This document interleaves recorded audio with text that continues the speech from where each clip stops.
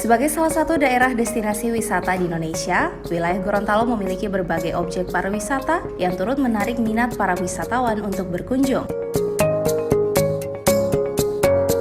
Meski demikian, keberadaan wisatawan asing ini turut memberikan dampak positif terhadap pendapatan devisa negara, namun hal ini patut diawasi dalam meminimalisir terjadinya tindak kriminal dan sejenisnya. Oleh karena itu, persoalan tersebut harus menjadi tanggung jawab seluruh pihak sehingga mampu meningkatkan kewaspadaan terhadap stabilitas keamanan dan kedaulatan negara. Hal ini juga sangat didasari dengan adanya persoalan yang terjadi di wilayah Papua yang dikendalikan dari sejumlah daerah termasuk Gorontalo yang membutuhkan penanganan serius dalam pengawasan orang asing yang memasuki wilayah Gorontalo. Kegiatan rapat tim pengawasan orang asing Timpora Kota Gorontalo ini selain dihadiri Wali Kota Haji Marten Taha SE Emekdev, juga dihadiri oleh Kepala Kantor Wilayah Kementerian Hukum dan Hak Asasi Manusia Provinsi Gorontalo Agus Subandrio, Kepala Kantor Imigrasi Gorontalo Suryo Tarto Kisdoyo, dan seluruh camat sekota Gorontalo. Wali Kota Haji Marten Taha SE Emekdev dalam sambutannya mengatakan, melalui upaya pengawasan orang asing ini akan menjaga stabilitas keamanan wilayah, khususnya keamanan ketertiban masyarakat atau Kamtibmas, dan menjadi forum koordinasi bagi pemangku kepentingan.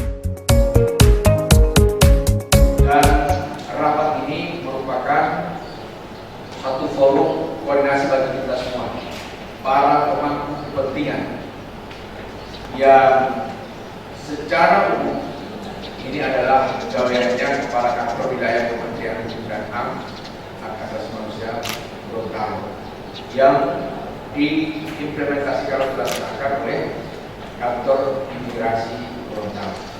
Maka oleh karena itu tentunya saya atas nama pemerintah Kota Gorontalo menyampaikan terima kasih, penghargaan dan apresiasi yang setinggi-tingginya kepada Kepala Kantor Imigrasi kelas 1 TPI Gorontalo, Kepala Kantor Wilayah Kementerian Hukum dan HAM Provinsi Gorontalo yang telah berinisiatif untuk melaksanakan rapat tim pengawasan orang asing.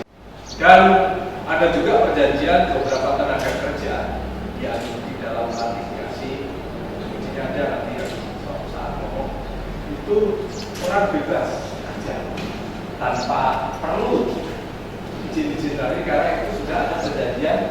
Bisa perjanjian bilateral G2G, juga bisa perjanjian khusus ASEAN dengan tenaga kerja, tapi tidak seluruh tenaga kerja boleh masuk. Jadi ada kriteria. Itu apalagi dengan perkembangan itu melalui peraturan Presiden nomor 21 tahun 2016 tentang bebas visa kunjungan, di mana pemerintah telah mengambil kebijakan untuk menambah jumlah negara-negara subjek bebas visa kunjungan hingga saat ini berjumlah total 169 negara.